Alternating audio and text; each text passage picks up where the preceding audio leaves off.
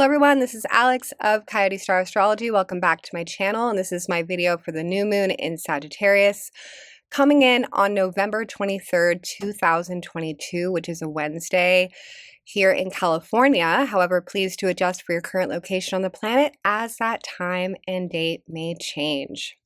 Wow, I haven't said that in a while. I'm back, you guys. Some of you may know that I took about a 3-month much needed break.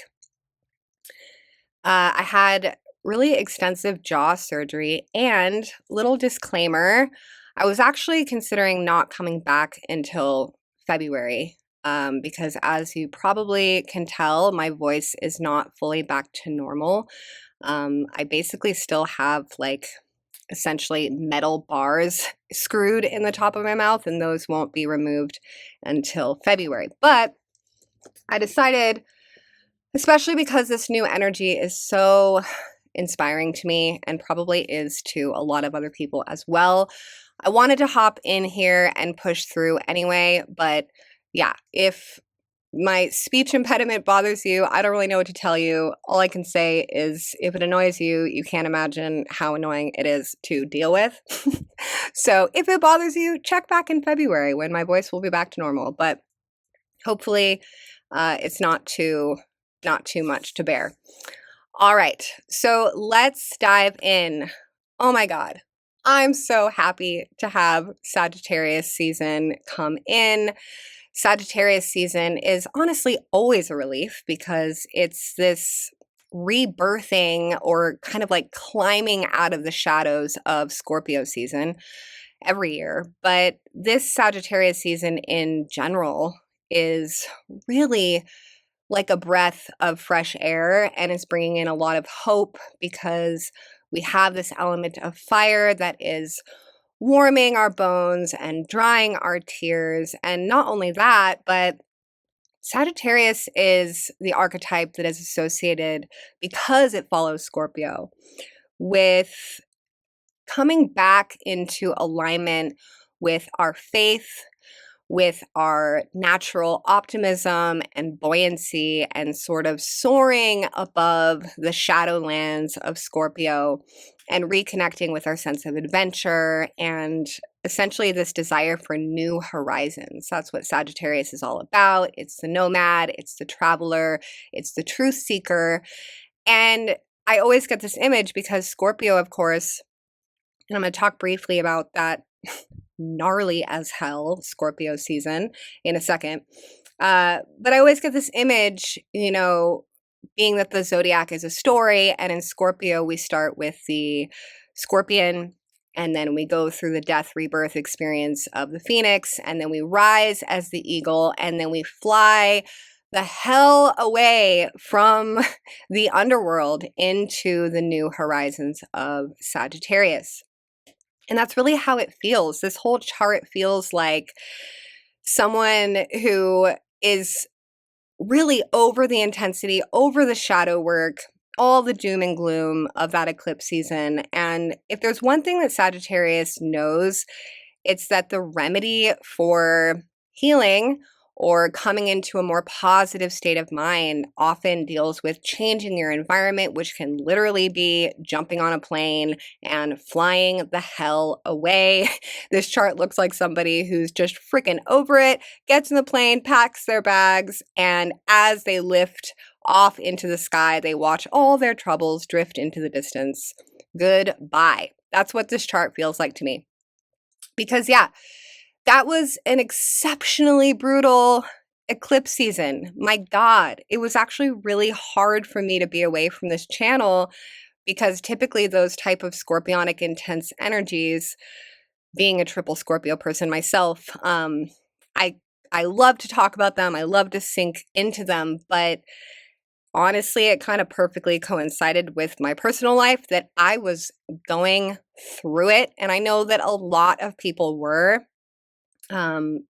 Yeah, uh, energetically, that Scorpio eclipse season, to be honest, felt very similar to the shifts that we felt on an energetic, etheric level back in 2012.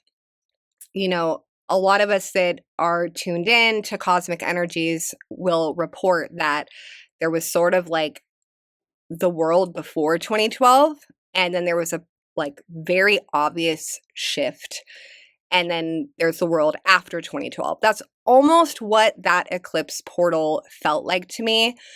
Having Saturn square the nodes during those eclipses was really, really intense. A lot of people were going through a death rebirth, not only in their physical external environment, but I think everyone was going through a profound internal shift that for some, depending on how it was aspecting their chart, was better than others. But we were all on that ride together. It was a massive shedding, massive purging. And I feel like we all kind of feel a bit different on the other side of that. Do we not? I know I do. And by the way, Saturn is still squaring the nodes every day, thank God, as he gets further and further into the later degrees of Aquarius. That tightness is decreasing. So if you're still dealing with the shadow world, that's that square still happening to the South Node in Scorpio. But we see that now that the nodes are at 13 degrees, we have entered, we're more than halfway through the nodes in Scorpio Taurus. So what that tells us is that, when we first enter an archetype, in this case Scorpio, we're really kind of being served up our homework, and it can take a while to work through and understand how to work with those energies. But now that we're more than halfway through, we can potentially be seeing more of the North Node Taurus, which is a lot more stable, represents the good life, treating ourselves with care, healthy choices, healthy boundaries, all of that. So hopefully that's been your experience, but I do want to mention that, Saturn is still squaring that South Node. So even though this chart that we're discussing is, to be honest, the most positive, uplifting chart we've seen in a minute, we're not completely out of the woods yet. So I don't want to leave anybody out in the cold if they're like, well, I don't feel fucking fantastic yet. I get it. But we're making progress, right? We're making progress. And this Sagittarius season, it is going to make some nice supportive sextiles to Saturn. So I do think that just this whole Sagittarius season is going to come as a major sense of relief, and you are going to feel that shift. But yeah, back to Sagittarius and why we love Sagittarius. Sagittarius has a well-earned internal wisdom. Sagittarius, again, has evolved out of Scorpio, where it's gone into the depths of emotion and rebirth and transformation. And now it's risen out of that, and it's starting to connect more with intuition, higher intuition and higher truth. So this is where we can see a more panoramic view of our life and be excited about new possibilities. Sagittarius is ruled by Jupiter, which is this jovial benefic that's associated with luck and abundance. And on that note, Jupiter actually goes direct the day of the new moon. How crazy is that? Jupiter's here in Pisces. It's retrograded back to Pisces and is conjunct Neptune again by 6 degrees. So we may feel during this new moon and the days surrounding it, this Jupiterian Neptunian energy, which when you put those two together, it's like superpower, celestial, synchronistic, dreamy, idealistic vibes, right? So there's just a sense of magic about this new moon that I love.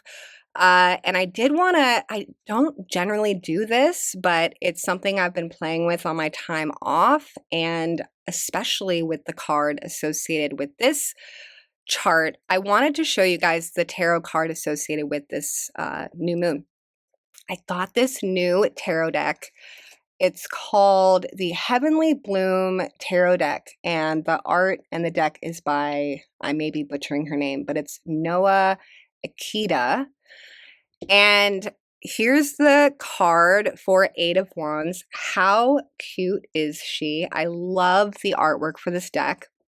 So yeah, this is the card associated with the first decan of Sagittarius.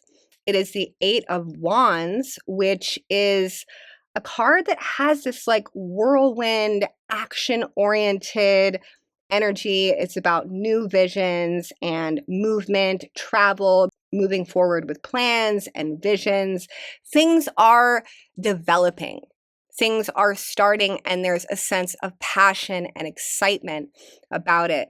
And again, I love these cards so much. If you're into fantasy artwork, this artist, you cannot even believe how beautiful this deck is.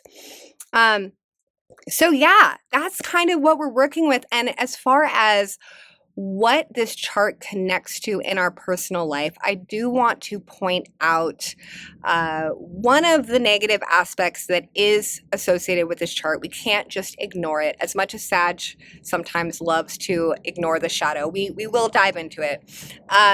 So we have this Mars square Neptune aspect still happening very, very strong in this chart.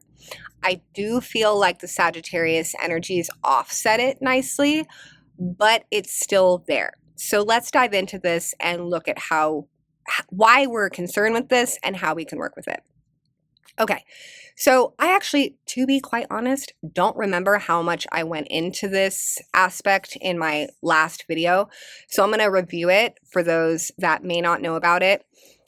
We are in the thick of a very irritating transit that is probably causing a lot of issues for people out there, and they may not even know why. But the issue here is Mars square Neptune. So let's dive into why this is not ideal. So Mars is our drive, it's our passion, it's the ruler of Aries, right? It's like our little car that we use to get from point A to point B. It's our direction, our target, right? So Mars in Gemini is already kind of frustrating because Gemini is that like duality. Yes, it's very flexible and it likes to explore options, but when it comes to knowing exactly what it wants, Mars in Gemini is not really the best for the job. Let's just be honest. And it definitely doesn't help that Mars is square Neptune, because Neptune, the ruler of Pisces, it's about fantasy and illusion, but the square off between the two brings out the worst of both. So it's bringing out more of the like lack of clarity, potentially even deceptive or confusing nature of Neptune. And it's also bringing out the indecisive, lack of clarity aspect of Mars and Gemini. So these two are not working well together. Then you add in the fact that Mars is retrograde. Mars hates to be retrograde because Mars wants to move forward. So basically, you really, really, really want to know where the two planets, Mars and Neptune, are transiting your chart, because that's going to tell you, especially where Mars is going to tell you where you're wanting to move forward. But because of the retrograde and the aspect that we just went over, you may not be 100% sure about that forward movement at best, or at worst, you might be completely fucking confused or being told to wait around something that you thought you wanted or whatever. So do check where Mars and Neptune are transiting your chart, because that's going to help you a lot understand when you can expect some relief. So back to this new moon chart and how it's related. So we notice that Saturn in this new moon is actually in a nice trine to Mars, which is great. So this new moons, again, always about new beginning in Sagittarius, very hopeful, very ready for new horizons and new opportunities around expansion, right? Jupiter. This new moon with that Saturn trine Mars tells us that whatever is being seeded in this new moon portal, because Mars is retrograde now, it's not really like liftoff time. it's not, to be quite honest. Maybe around some things, planning, vision boarding, putting things in motion, getting ready. But what it does tell us is that when Mars goes direct, which is going to be January 2023, we're going to see some of the things that this new moon is encompassing start to move forward powerfully. And even more specifically, we want to look at when Mars will be back at 21 degrees direct. So I'm going to pull that up for you. And that will be March 7th. So the week of March 7th, things that this new moon is seeding or envisioning will likely be actually active. So again, from January 12th to March, things start to move forward, but particularly that week of March 7th, whatever you're putting into motion now will definitely be taking off more powerfully. Okay. So yeah, just my last thoughts on this new moon in general.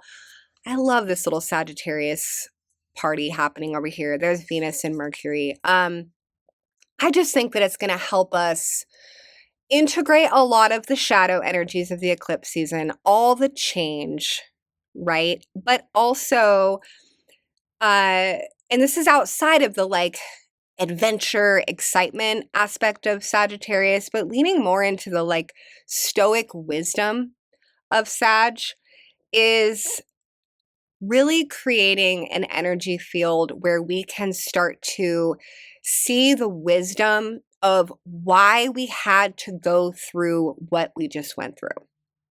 And Sagittarius is also a little bit of like the cosmic jokester in a way. Sagittarius is a bit of a clown, again, ruled by Jupiter.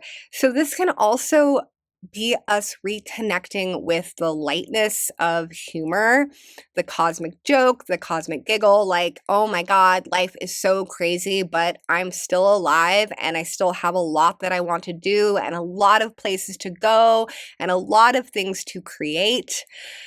And just like spoiler alert and a bit of a positive preview into next year, March is going to be so divine in the sense that, I mean, Saturn is going to go into Pisces. So all of us are going to experience a big shift in March because wherever Saturn is transiting your chart, it's going to change energies, change flavors. If Saturn is transiting your 10th house, that means that your career might go through a bit of a shift into more of those Saturn Pisces energies or whatever. If Saturn's in your 4th house, similar with home and family. So March is looking really different. And again, that will be Mars getting out of its square to Neptune and post shadow. And we're going to have Jupiter in Aries, and then Aries season will come in. So it's just like, man, we made it through this insane eclipse season. Now we're integrating. We're lifting off into our Sag energies. And I think the rest of this year is really about continuing to heal, continuing to reach for that North Node in Taurus. And I feel like we are ready to receive the positive upgrades of all of these difficult lessons. So yeah, that being said, I think I'm going to wrap this up. That feels complete to me. Thank you guys so much for tuning in. If you enjoyed this video, please do give it a like and a share. I really appreciate it. And if you're interested in a reading, my books are open. I'm putting my website up there on the screen, coyotestarastrology.com, and I'm also putting my Instagram up there. If you don't already follow me there, I do daily astrology on that platform. All right, everyone, thank you so much for tuning in, and I will see you in the next video. Happy New Moon.